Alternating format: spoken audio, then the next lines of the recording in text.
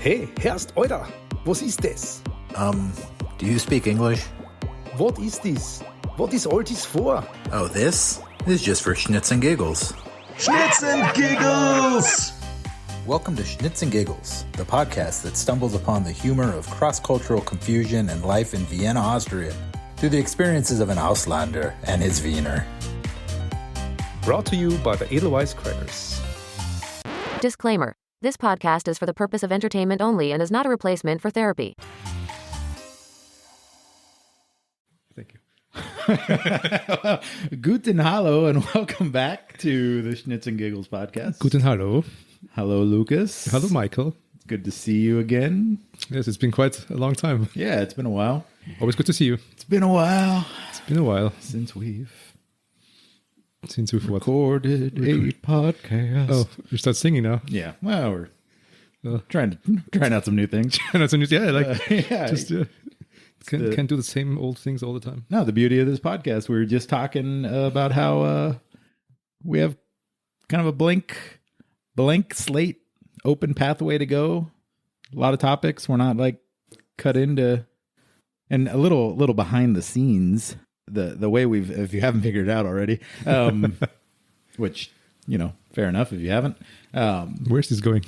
But a lot of this podcast is based on the principle that Lucas brings in some sort of information that he's either, he brings up a topic to me to talk about. So when we start these things, I only have kind of a general idea of where we're going.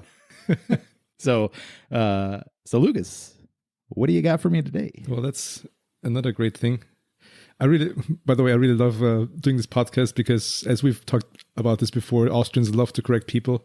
Oh boy! And this podcast has really taken me on a meta level, like another level, because I'm using this podcast to correct all expats from an Austrian perspective on what they're doing wrong all the time. Yeah, so this is just me every other week shimphing for Michael. This is just my personal satisfaction podcast. Yeah, I get to wear the bad behavior of other expats. I assume most of these things are because of things you've experienced with others. Exactly. This isn't personal. This is just vengeance. Yeah.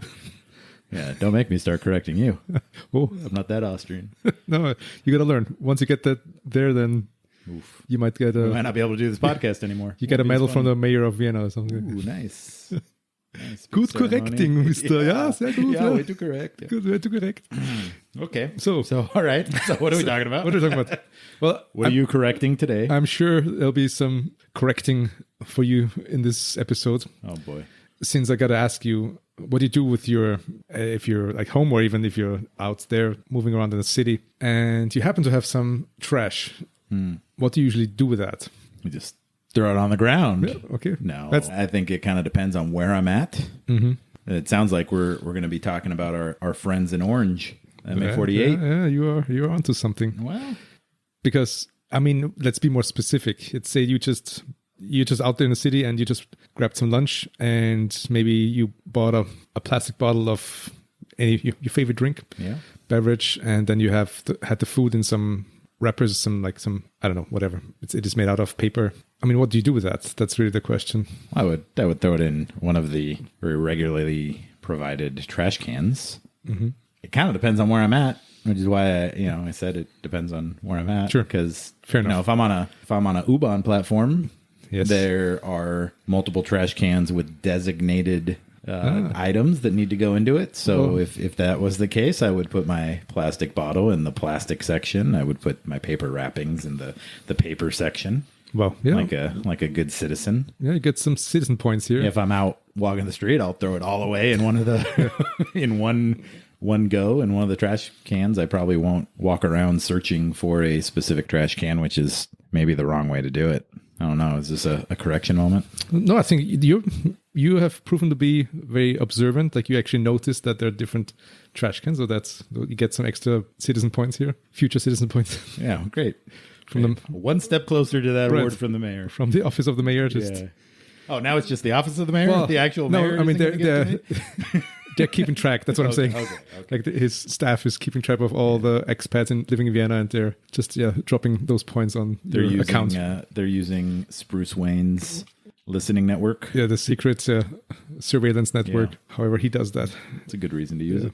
But you are correct about sometimes there are no other options. You just have one trash can. That's and as you just mentioned earlier, there are like literally almost on every corner in Vienna you can find those trash cans. They're usually grayish. Yeah, that's certainly one of the things that probably contributes to Austria's ranking as one of the nicest place to live is its cleanliness. There isn't a lot of trash on the streets. There's multiple places to throw trash into. There's lots of trash cans that are empty most of the time, which just goes to show how many staff members there are that are in the MA48. The MA48 is just, I mean, it's called 48 because there's different departments in the city of Vienna, and the 48th kind of, I don't know if you call it department. It's they numbered them. I mean, MA is for Magistrat or Magistratsabteilung, something like that.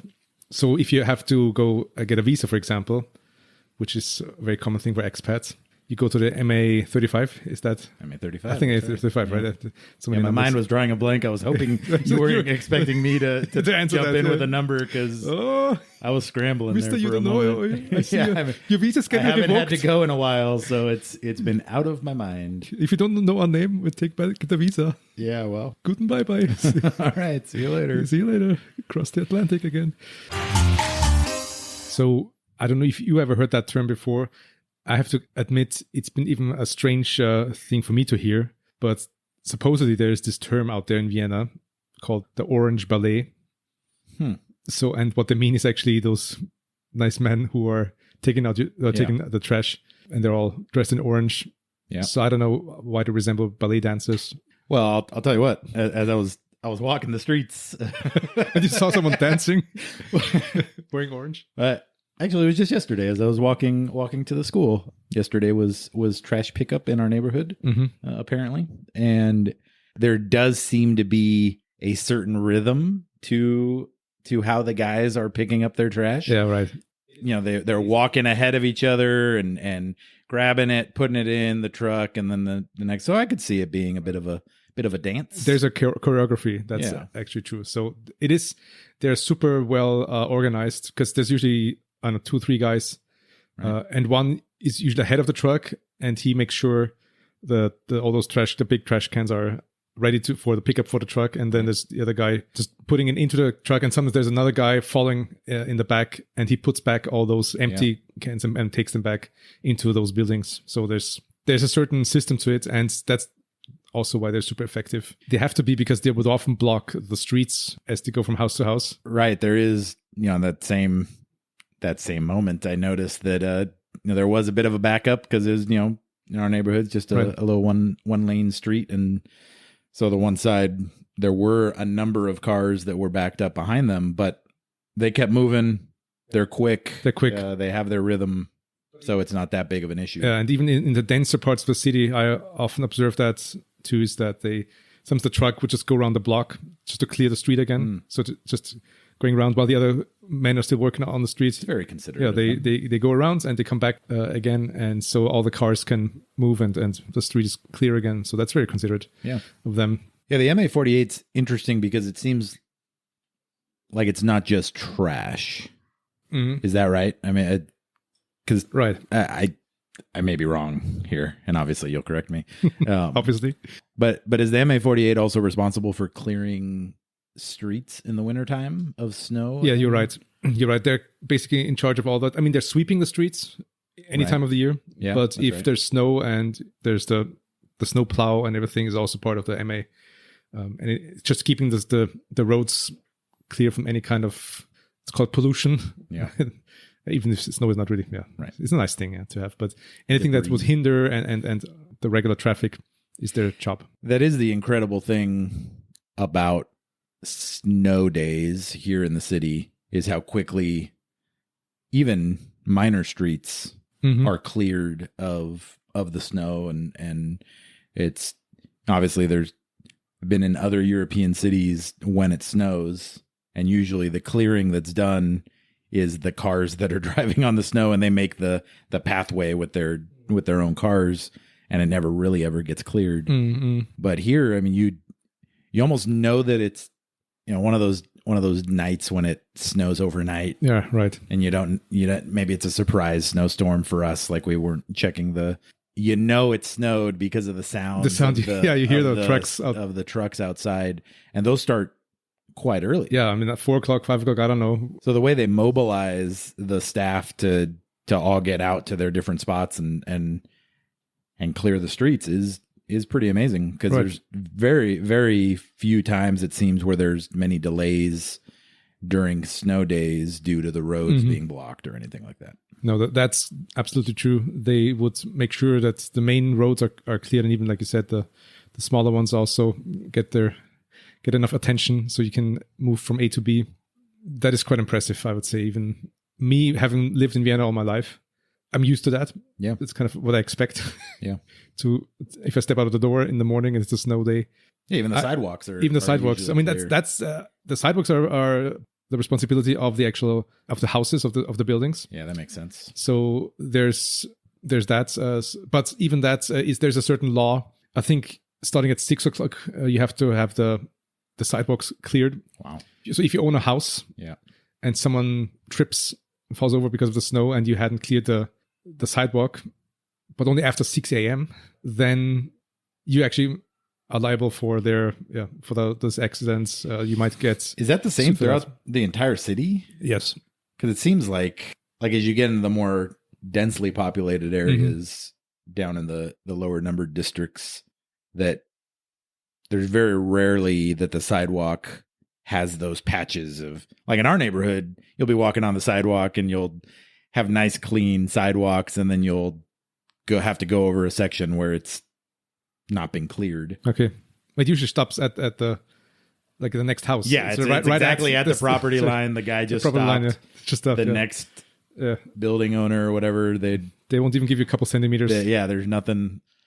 But I don't know if I've had that experience walking through the city on a snowy day necessarily. It seems like maybe just the building owners in the lower numbered districts are better about cleaning their sidewalks. I don't know. I mean, there's always some let's put this way, some start clearing the snow quite early, and then it snows again, and then, while the others are clearing the street, their part of the sidewalk is getting snowed in again. So sometimes you don't know. Yeah, it's kind of a constant. It's kind of constant work. Sometimes you have to do it like every hour if it's really heavy snow. But putting that aside, I'm not sure if there's any exceptions for, I don't know, like factory buildings or something like that, where there's usually no, especially like in the outskirts of the city where there's no real walking traffic. Pedestrian traffic. But in general, so if someone falls at 5:55 a.m., that's their problem. But if they fall down at 6:05 a.m., then it's your problem if you own this house. And until I think it's 10 p.m., that's so like the night hours are kind of, you don't have to shovel in the night hours. Sure. But starting early in the morning, you might be responsible for someone else's safety. My question about all that is where they store all the little rocks. Because, during the snowy days, they'll throw down these little tiny pebbles that are sharp, stick in your shoes. Yeah, it's really hard to get rid of. All over the place during the winter. Yeah. Just if there's snow or not, they're going to be out on the sidewalks. You're walking on them. Just something you kind of get used to, I guess. But then they're gone. Like once springtime hits, the rocks are gone. Well, they actually take them, they recycle them too. I mean, they kind of sweep them up. Yeah, so I guess that was my question. They sweep them up enough and then and take them back and store them somewhere. Back in the storage. So there's just a big pile of little rocks. I mean, right next to the snow plows that are sitting there. Yeah, I guess. There's like big garages, and you have some extra storage for those pebbles. Yeah. The amount of infrastructure, which is a smart thing, necessary for all this stuff is. But again, it's the reality of living within that.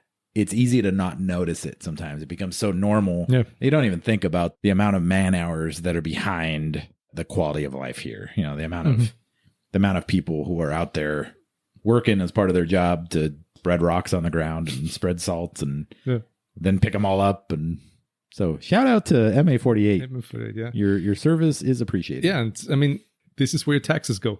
This is where the tax money goes. Yeah. And sometimes you don't see it because the service is just almost invisible, as in the trash is taken care of, the streets are taken care of. Yeah, I think we'd start to notice it pretty quickly if it wasn't there. The city of Vienna would change dramaticamente if just the MA48. And we should get this sponsored by the MA48. This is a great commercial for them. But I think Austria loses its rating. Could probably lose a couple of the other MAs, and you wouldn't necessarily like the quality of life might not be as impacted. But that's right. Yeah, MA48, man, you'd have trash all over the place, and they probably get paid pretty well. I feel like I heard that their labor agreement. They probably have a lot of leverage. Threaten a strike and. Yeah, I mean, so far I've never witnessed a strike coming from the MA48, so it seems they're at good terms, acceptable terms. Well, mayor's office, be listening here, like, give them whatever they want. Yes, just keep them happy. Yeah, keep them happy. You don't want the opposite to happen. It would be terrible. But to get back a little bit to the trash sorting question. Asking for a friend, it's not a personal question so much. Sure.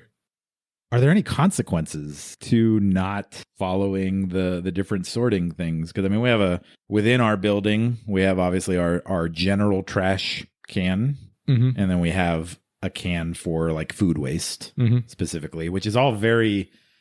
Like it gets very complicated. Sometimes it's easier to not do it. My friend tells me, because there's certain food items that like you can't put in the food item bag or bin. So when you talk about the food item, do you mean like the one with the brown lids or the black lids? Brown lids. Or has your friend? My friend has told you. I don't know if my friend knows well enough. No, I think it's the green. The green one with the brown lid. Because a lot of them are green, but have different lids. Yeah. It's the biomüll. Yeah, probably that you're talking about. Yeah, that's what I'm talking about. Yeah, sure. That is actually a great thing just to start off. That's kind of even the minor thing, but it's fascinating. So these special ones that are green and have a brown lid. It says biomüll, so bio as in bio, like it's the organic waste. Yeah. What you're supposed to put in there is anything that... I'm not sure. I'm sure there's maybe some food items you shouldn't put in there. That's true, but I'm not an expert on these things. But the point is, maybe you're the friend I'm asking for. You're the friend. Well, I really like that trash can because when they take it, they all put it on a big pile of organic waste. Yeah. And as you know, when you have, it's compost in German. Yeah. So it's compost in English. Yeah. So that's the same word. That's what happens when you let organic waste just sit there long enough. Goes back and becomes the soil and becomes nutrients. Soil, right, and just becomes dirt again. Yeah. So if you ever have a yard or you have even just a flower bed at your apartment, you can actually go to the MA48 and get some of this fresh dirt, this soil. Interesting. You put the waste into the correct bin and then they take it, and after some time you actually can harvest, so to speak, a reward for your efforts. So that doesn't happen with all the others. That's what I'm just saying. It's kind of special. Sure. Yeah, I don't have a big use for old cardboard. Yeah. I mean, I guess if I was moving, you might have bought some paper that is actually made out of the old cardboard. Yeah, that's fair. Sometimes we don't see the whole cycle of recycling. Yeah. But it's great that we're actually saving lots of like energy and money and all these things just for doing that. One of the other things that makes me think of is the way the MA48 deals with Christmas trees. Oh yeah. Yeah, they're also in charge of that at the end of the Christmas season. You know, live Christmas trees are something that are very popular here in the city. Maybe also to point that out, you actually almost everyone buys a live. Well, by that time, not live anymore, but like cut off. It's tree. It's still kind of alive. Yeah, it's a freshly cut live tree. We buy dying trees, so to speak. Correct. Which this whole thing might be a Christmas themed episode topic, but even how and when in the States going and buying a fresh tree is a little expensive. Mm-hmm. Prices are usually kind of high. There's, sometimes there's separate. And when I was growing up, we had some areas where it was a Christmas tree farm. And so they were just growing, in the middle of Southern California, usually along old railroad tracks. They would build these big Christmas. They would be like under power lines, so they couldn't build apparently a lot of other buildings, but they could grow a forest of Christmas because trees. it doesn't grow that high. Yeah, and so we would go there every December and pick out our tree, and a dude would come out and cut it down for you, and That's nice. It was really fresh. Yeah, it was super fresh. But it was relatively expensive even at that time. But Christmas trees over here aren't that expensive, right? Like, comparatively. Like for me, like when we've come over here and our first Christmas especially, and we were like, oh yeah, it's Christmas time, go out to buy a Christmas tree, and expecting that we were going to have to spend all this money on a tree, and it was, for a nice sized tree was less than €40, which was a big surprise for me. So a lot of people are buying Christmas trees as a result. There's Christmas tree lots all over the place where there's stacks of Christmas trees, and but when we buy those trees is something that's different. I'm kind of going off off track here. We're going into a different episode. Yeah, great. Let's just say goodbye. But we'll get back to the MA48. We're gonna get back there. But okay. I trust you, my friend. Growing up, when would you buy your Christmas tree as a family? When would you put the Christmas tree in your house? There's a few different traditions. Our family just did it a couple of days before Christmas, but the true Austrian tradition is probably the day of Christmas even. So December 24th, in our case, is really the time in the afternoon. And usually Austrians celebrate Christmas in the evening, not on Christmas So on morning. Christmas Day, the 25th, is when you would get your Christmas tree? Yeah, because we celebrate Christmas on Christmas Eve. So the day off in the afternoon, that's when of Christmas Eve. Christmas Eve. So during the day on the 24th, you buy the dinner's tree, cooking in the house. Right. You guys all go out and get your Christmas tree. and then you decorate, and then you have a meal, and then it's Christmas celebration. Like also those little markets that pop up, like Christmas tree markets that pop up in the city during that time. They only open up, I think, 2 weeks before Christmas or mid-December. But that's changed now. Some sell it a little earlier, but because we're buying our Christmas tree like first week of December. That was always because I have an early December birthday, and so the buying of the Christmas tree and putting it up always kind of happened either like right around my birthday or just after my birthday. And so we have our Christmas tree up for a month and a half. Yeah, and in American households, that's kind of the standard, the norm. We don't wait until Christmas Eve. I know, but that's where you need correction from an Austrian perspective. No, we're going to enjoy our Christmas tree for the entire month of December, and we're going to like it. Because there's Christmas tree markets that seem to open at the beginning of December, but they certainly don't seem as busy. Right. Because most people aren't buying them. There's probably all us internationals that are. There's probably those Americans who people figured out that they can sell some trees early on. And the thing is, if you buy a live tree early in December and it's cut off and it's actually dying, by the time Christmas comes around, it might look a little sad. Well, you get a little stable base that has a little water area. Yeah, I mean, it still soaks up water. It soaks up water, and it kind of gives it some more time. Yeah, don't besmirch my Christmas tree. It's not dry and dying and dead. I'm going to give you some points for just the word besmirch. Thank you. Because that's a word that's reading my dictionary. Yeah, it's very rare. Yeah. Seems like you are an educated man. So I'm going to trust you. You do the right thing concerning your Christmas trees. Some would say. When the time comes. But the most difficult thing usually about a Christmas tree is that it is a dead, dying object. And you can't just have it in your house for the whole year. For the whole year. This would be a problem. Right. Lots of fires. Christmas trees are very, very flammable. That's true. We've got a lot of sap in there. Every year. Once they get dry, there's houses that, every year it happens. Read the tragic stories of a Christmas tree. I think a big part of that is no longer putting actual candles on a Christmas tree. That's probably that was a big step in the fire prevention world. But some people still love that. I mean, it is certainly different than electric light. Some people still enjoy doing that in Austria. Really?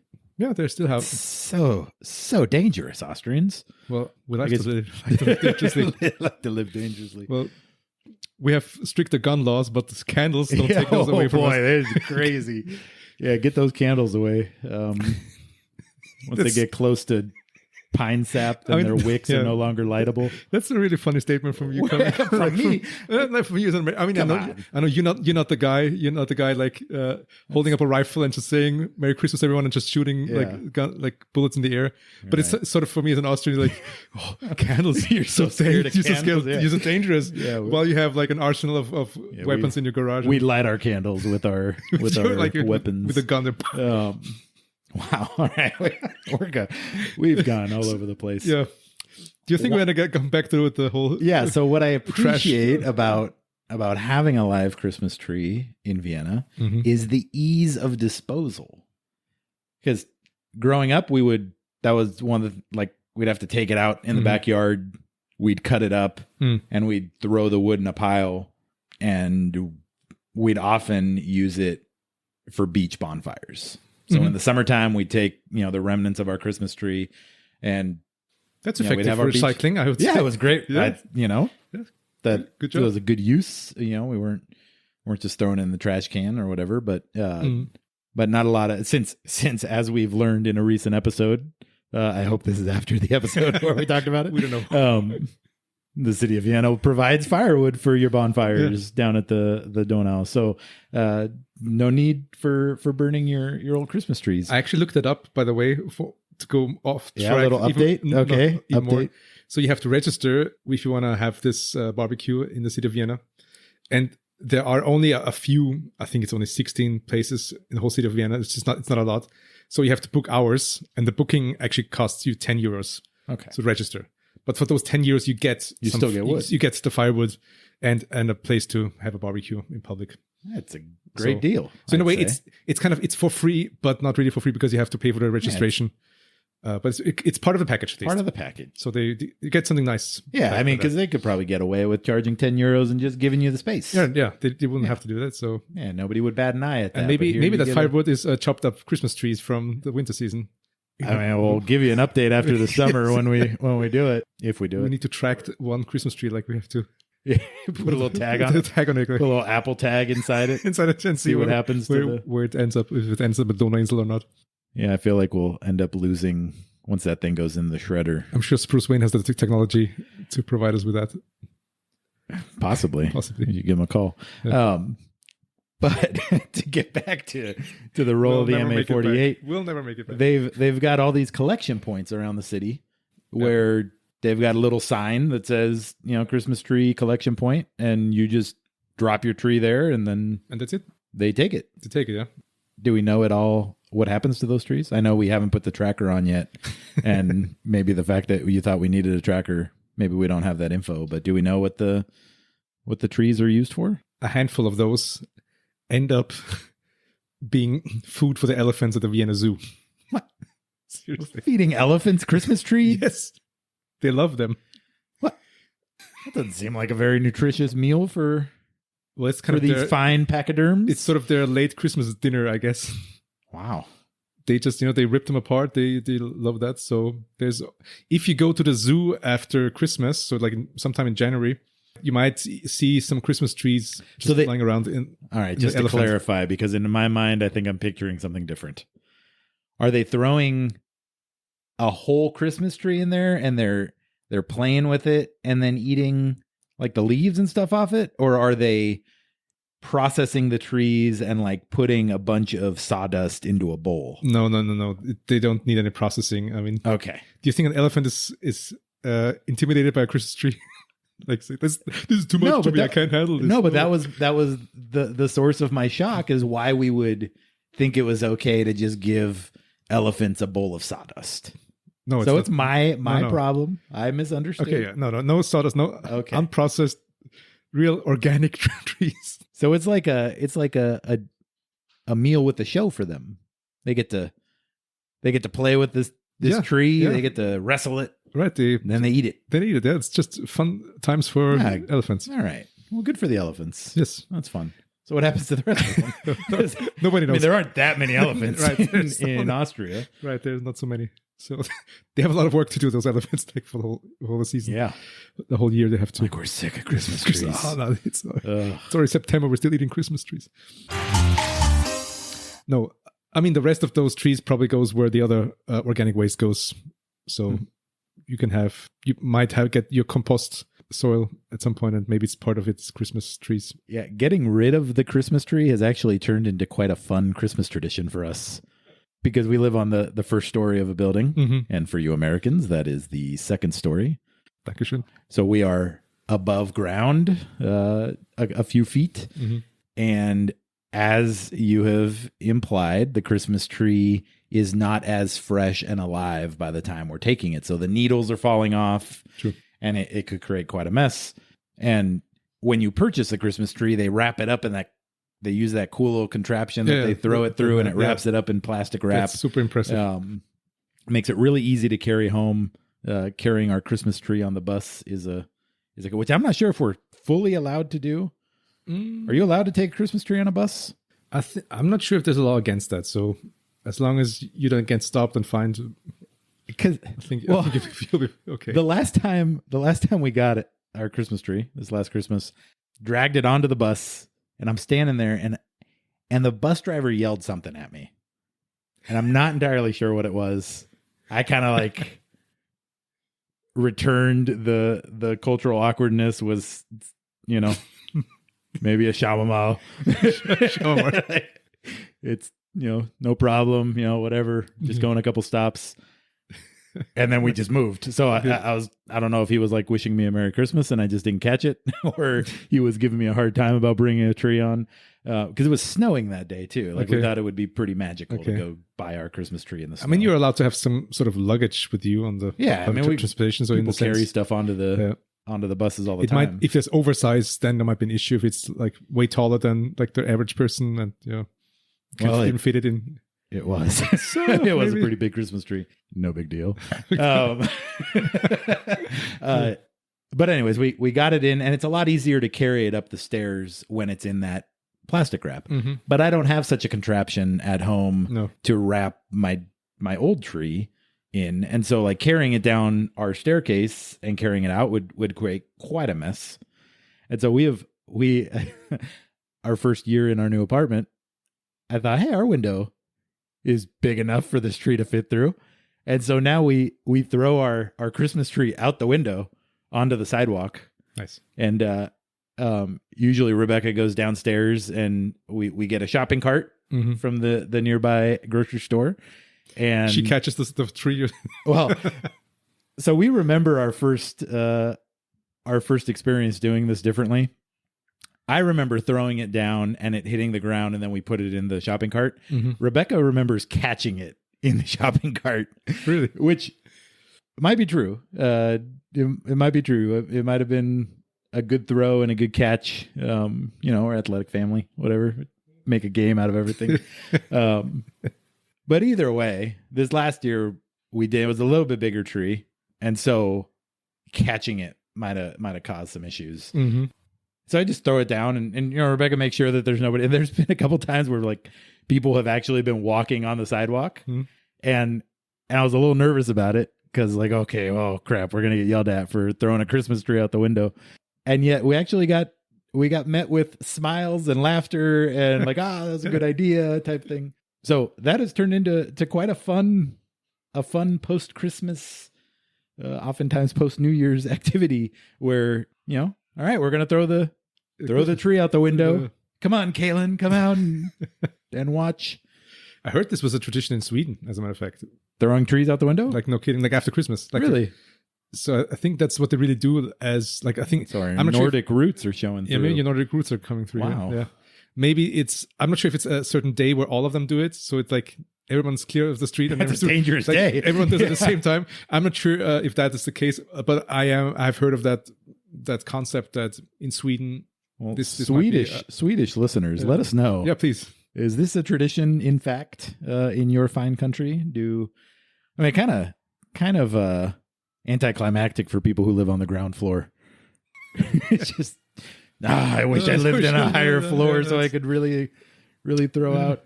Also, quite dangerous for people, right, living on the lower floor. You're out looking. Get a tree trunk in your head. What's the weather like? Oh, it's raining Christmas trees. Yeah, well, it's not, man. Well, I can tell you something. It's not an Austrian tradition. So what you're starting is potentially dangerous or illegal. I mean, but fun to look at. oh, it's a ton of fun. We have yet to get any filmed evidence of it. I've tried to like hold my phone and film as I throw it out, but we haven't ever gotten the video evidence from the ground floor. Maybe I need to come over that day when you I'll invite you over. It'll be fun. We'll yeah, we can have a beverage and drink something hot. Yeah, have some glühwein and stand outside as we throw our Christmas tree. Trying to get our neighbors to do it, but you mean the American neighbors or the other neighbors? Yeah, I don't know if our upstairs neighbors would do it. We'll have to ask Bill if he's willing to throw his Christmas tree out the window.